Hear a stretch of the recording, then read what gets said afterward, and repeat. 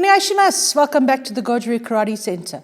And for those of you wondering where I've been for the last few months since my last video in April, here's your answer. I am currently filming this at 37 weeks pregnant, and I thought I'd offer a rarity to the YouTube and karate community, which is how to teach and train karate while pregnant. There aren't a lot of us out there who've done this, and I hope to offer what little insight I have into how to balance the two.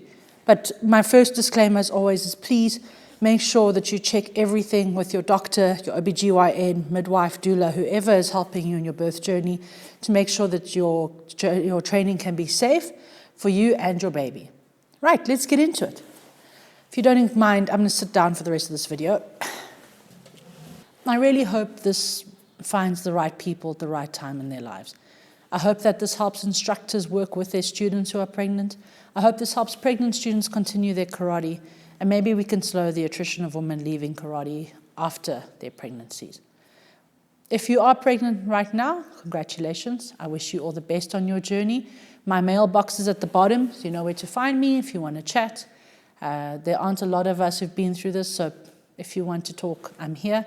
So please don't just click away because you're not someone who's liable to give birth. I hope you'll find this useful, especially if you've got pregnant classmates in your dojo as well, who you might want to support. But first we're going to start with the benefits of training and continuing exercise through pregnancy. Now, the old received advice was that a pregnant person was to do as little as possible throughout the pregnancy, to rest, keep the feet up and all of that. And in cases of high-risk pregnancy, this is often recommended anyway. But now the main thing, and I'm going to put a whole list of links at the bottom, advising on pregnancy and exercise. Exercise during pregnancy is really important, and it's recommended that pregnant women and pregnant people get 30 minutes of exercise a day, moderate exercise. And we're going to look at how you can modify your karate to suit those safety guidelines. The benefits are improved mood because of the endorphins from training, which really helps, especially in first and third trimester when the hormones are really all over the place. 2, it helps with reducing bloating, swelling, constipation, which no one likes to talk about, but it's part of the reality. It also helps with strengthening the body, getting the body ready for labor. Think of the labor part as an endurance. My last labor was 21 hours. I don't know what to expect this time.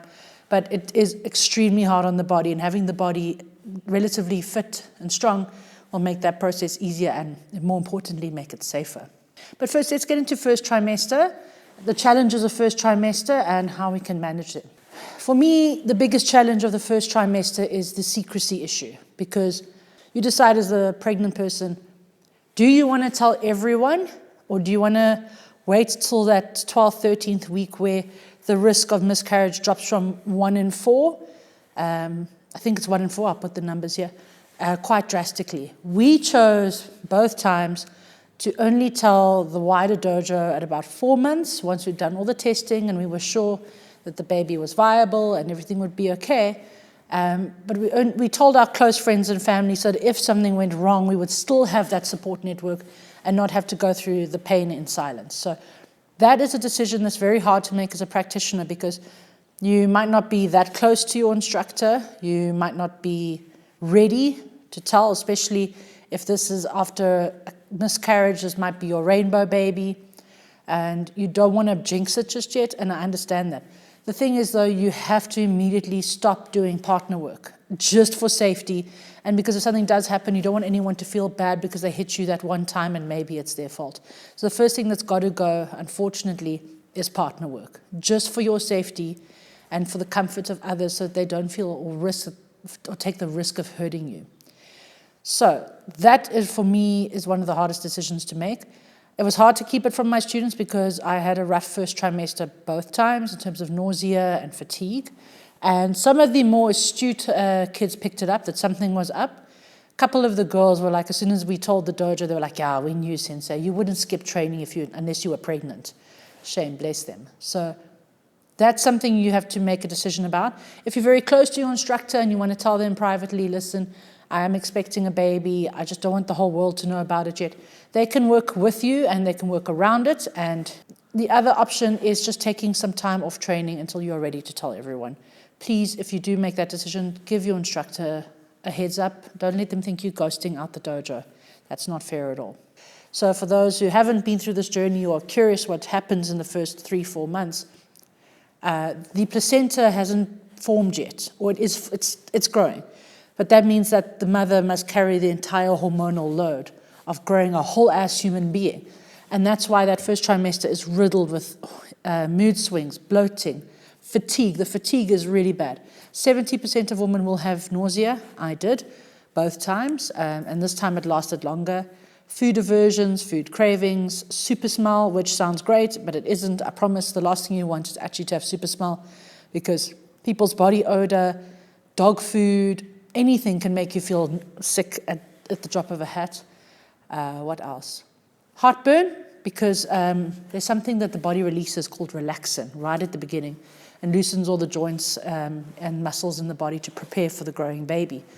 The problem is it also releases the valve that stops some stomach acid coming back up. So I had a couple of moments of heartburn in the first trimester, touch wood, nothing since.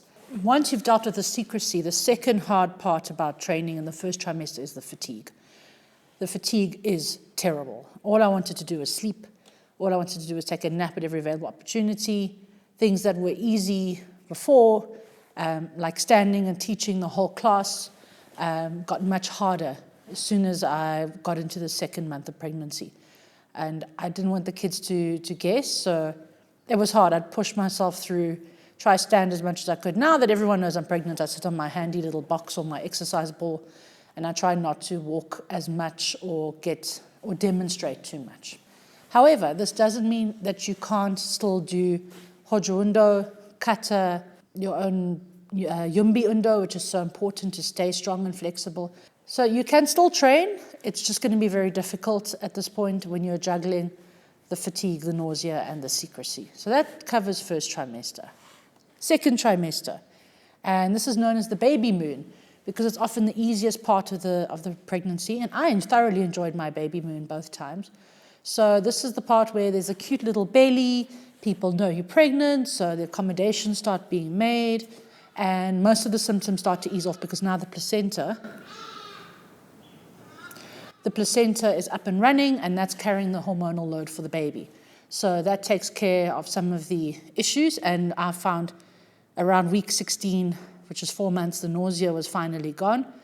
One of the benefits of my timing of my pregnancy is that I had my baby moon, and it was during our peak chimney season. That's when Shay needs to work and make the best of the cold winter months and before the work drops off for chimney sweeping. So I was able to carry the first 2, 3, 4 classes of the day, and it worked out well that my mother-in-law, Ruth, bless her soul, would come and look after Hunter. I would teach, he would work, and that worked well for the middle part of the pregnancy. There's not much to say about how this part affects your training, except that the second trimester is the easiest to train. However, quick warning, it's quite easy also to overestimate your ability. So I was still trying to teach like I wasn't pregnant and would do stupid things like high kicks, and then I'd pay for that later because of those muscles and joints all being so much more relaxed. So it's still, when you're feeling great, it's easy to forget that you have to still take it easy and still be cognizant of how to move your body safely. So don't make the mistakes I did and still think that you can be a full-blown sensei or student. You still have to be careful because also you could fall, and then there's going to be problems. You will have to go to the hospital and go for scans and make sure everything's okay. So not much to say about the second trimester other than that it's the most fun part, it's the cute part, and enjoy it while it lasts, because here comes third trimester, and that's where I am right now as I film this. Now we start getting into a whole whack of new symptoms, new struggles, and these are the ones, and this is where it's often make or break for pregnant people and coming into the dojo. So let's talk about third trimester. So third trimester, lots of fatigue, because now the baby is growing and packing on the weight at a significant rate. Now it starts to get uncomfortable. I'm near the tail end, so he's dropped a little bit. The pressure's off my lungs, but that was only 2 weeks ago. Up until then, he was sitting right under my rib cage, so it was very difficult I could barely walk more than a couple 100 meters without being out of breath. For someone who's used to running, that part is hard. And in the dojo, you'll find that it is hard to keep up, especially as the back pain comes in. The fatigue comes back full force. Luckily the nausea doesn't come back, but the heartburn for some woman may be terrible. Last pregnancy, I was drinking Gaviscon straight out of the bottle. Charming, I know. And this time, nothing. And I remember the old wives' tale. Everyone said, oh, this child's going to have so much hair. Look how much heartburn you have. And my child was born completely bald. So don't take any stock in the old wives' tales. So given the challenges on the body, you've still got the joints relaxing. You've got this big stomach in the way. It's hard to bend. It's hard to lift. Things are heavier. Things are harder. And don't feel bad if they're hard. It's normal. It's normal for things to be a struggle in this last 4 months of the pregnancy. And at this point, if you haven't learned by now, you will have to learn how to reach out for help. So I am extraordinarily lucky. I have a husband who's supportive, involved, informed, always making sure I'm okay. Shay is able to take the teaching load whenever I need him to. I'm trying to stay involved and present in the dojo right until the end, because honestly, I find it boring to just not be in the dojo. I don't like missing out with the students. I like to know who's coming, who's going, who we haven't seen, who's progressing, who isn't progressing, and to have my finger on the pulse of the dojo. So, and I'm stubborn. Last time I taught up until the day before I gave birth, because that's just who I am. I'm stubborn as hell. And it's been made possible because A, my amazing husband, B, the incredible black belts, the deshi. When he's around, he is here and 100% involved and 100% energetic and keeps the dojo going. Our dojo has something called an intern program. It's a formalized version of the senpai-kohai relationship, where the students come to the dojo. They assist with everything from teaching to admin, warm-ups, making sure the dojo is tidy, making sure the dojo's plants are watered. So they pick up all those loose ends and they help me run the dojo, and they take over classes. And if there's a new kid, they can take that one kid aside. So my interns, they all know who they are, have been amazing, and I'm so grateful to them. I'm so grateful to the black belts who've stepped up. We have an incredible dojo network, an incredible dojo community, and I think that's made it largely possible for me to continue as though there's only been a small change in my life instead of a massive change in my life. And if pregnancy doesn't teach you to reach out before, it will teach you to reach out now, because it is very, very difficult to do this alone. And especially if you're trying to run a business, run a YouTube channel, raise another child, and all those other things, I've had to learn to reach out and accept help from others. Yes, we all have this difficulty with being vulnerable, but there's nothing more vulnerable than pregnancy. And that's what makes it so beautiful and so terrifying at the same time. One of the other things I want to talk about in the third trimester is the clumsiness.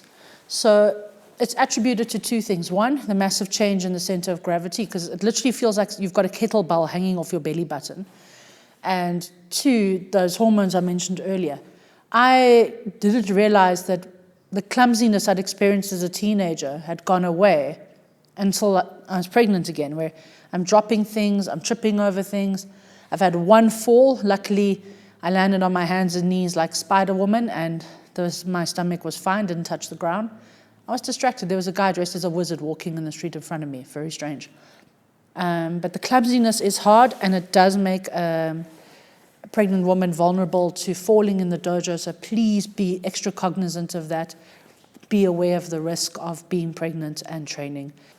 If you're a student in the dojo in this third trimester, this part of your karate career is just about maintenance and staying in touch with your dojo, your sensei, your classmates.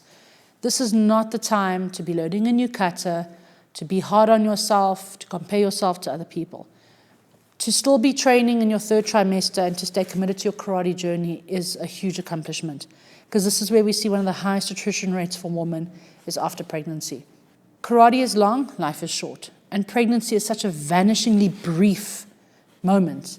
I worked out that my 2 pregnancies are less than 2% of my adult life.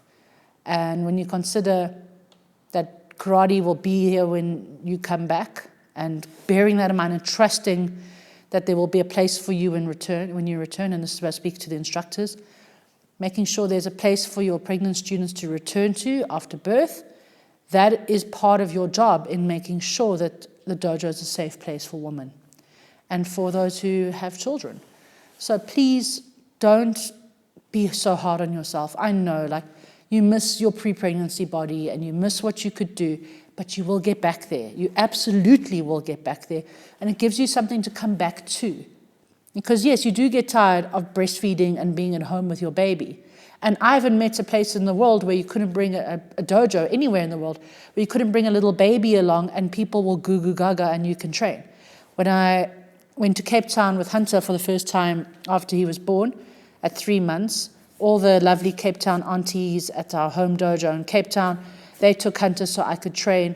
When we went to Japan, to the Mine dojo, the old man Mine, may he rest in peace, he took Hunter so I could train. People love a baby. And you and your baby will be welcome back at the dojo. I trust this. I believe in this. And if you and your dojo, you and your baby aren't welcome at your dojo because it's an awful machismo environment, then maybe it's not the right dojo for you anymore. I really hope that's not the case. In my experience of karate, me and my babies have always been welcome. And I think that will continue to be the case. I was lucky last time. I had an uncomplicated birth. I was back on my feet in 3 days. Back in teaching in 2 weeks and back to full training in 3 weeks. That's not the case for everyone. Births often are hard and difficult and complicated. And you need to be aware that there may be more time. You might need more time to recover than anyone else. If you are maybe having an older pregnancy, a high-risk pregnancy, and you need more time to come back to the dojo, your sensei will understand, should understand. So please, trust that your dojo will be there for you when this is over. It's awesome that you're making it to the dojo in your 3rd trimester. And you should definitely be proud of yourself for that. But I also don't want you to feel like you have to perform like you did before you were pregnant. You're still loved, you're still welcome. I know I've been, I know you will be. And lastly, and I've put this at the end because usually trolls don't watch this far, but we have to talk about pre- and postpartum depression. And the reason I want to talk about this is because this is something I've recently just been through. And it's a hard subject. No one wants to talk about it. But it's real and it affects a significant number of pregnant people. And my analogy for knowing that my depression was back is that there was a flight a few years ago that crashed into a mountain. The technician had forgotten to switch the oxygen back on. And everyone in the plane got hypoxia, including the pilots, except for a steward. And he used air tanks and he walked his way to the cockpit, taking breaths after breath and trying to save the plane. And for me, my depression is like that. There's that one last warning light that this is a bad time. It's like that steward trying to tell the pilot something's wrong. So I knew I was depressed and I knew I had to reach out. And luckily, Shay picked up on it, my doctor picked up on it, and my OBGYN. And some of my friends and students had picked up that I wasn't quite myself. It was so bad that I only got out of bed because I had to go fetch Hunter from school. And the thoughts of leaving him there while I lay in bed being depressed was the only thing that forced me out of bed on some days. So it's important for you to know, as the pregnant person and as an instructor and someone who's supportive, it can be treated, but it has to be watched out for. You need to be able to reach out to someone who's struggling with it. If your student who's pregnant hasn't been in the dojo for a while, please reach out and keep reaching out. You don't know how much it means until that person's made contact with you. You may be one of the few people that notices and says, do you need help? Can I get you some help? Can I go with you to the clinic? What can I do? What can I bring? And the more specific you are, the more helpful it is. If you say to that person, I'm going to bring you ready-made meals for the next week, chicken or beef, that is super helpful to say yes to rather than the burden of them trying to assign you a task. So trust that that person needs your help and that they have got other people who are interested in helping them, and reach out. Speaking as someone who goes through this without pregnancy, so pre-pregnancy, I was on a very heavy-duty antidepressant. I'm not ashamed of that. My body doesn't produce certain hormones. It's not my fault. not personal. But those are obviously not safe to take during pregnancy. So it does make it easier for my depression to come back. And my OBGYN and I discussed a new dosage, and it's helping. But it does mean that it's for a couple of weeks I was in the darkness. And luckily I've come out of it. No harm to my baby, no harm to myself. I'm putting a link below on how to make a mental health safety plan, which everyone should have if you've ever suffered from anxiety or depression. And it helps you pick up that things are going wrong. Because it's not always immediately obvious, because it's quite easy to write off depression as fatigue or burnout until it insidiously creeps its way back into your life and the darkness comes back and from behind the eyes. So I've put a link in the description below to how to make your own mental health plan. Might be something you want to share with your students and anyone you know in your life who's pregnant. I hope you will never have to use it, but it's important to have these tools so when we need them, we have them. So, in summary, yes, you can continue doing karate throughout a pregnancy. No, you can't do it like you were doing before pregnancy. You need to be more cognizant of falls, impact, and injuries. It's important to make sure that you have the support of your instructor and your dojo, and I'm very sure that you will have it. If you don't have it, maybe that's the warning sign you need that it's time to change dojos. 2, there will be huge physical changes. If it's your first pregnancy, those changes can be very intimidating. Consult with your doctor if anything is wrong and anything's worrying you. A lot of things are normal, but a lot of things are hand-waved off to, it's just hormones. But if you're not feeling good, please reach out. If you need to take a break from training, take a break from training. But if it makes you feel better to be in the dojo, that's great. And using the dojo as a place to exercise and to stay in touch with people really helps with not just your physical health, but your emotional and mental health as well. And if you are supporting someone going through this stage, I hope I've given you some valuable tools on how to do that and how to be present. And hopefully this video will make a difference for this 100 of us maybe that go through this in life. I'm so grateful you watched all the way to the end with me. I've missed being on the channel. I hope to be back soon. I've got a few things lined up that I want to do, and I'm sure you've enjoyed having Shay on the channel for the last 5 or 6 months. Arigatou gozaimasu. Sayonara.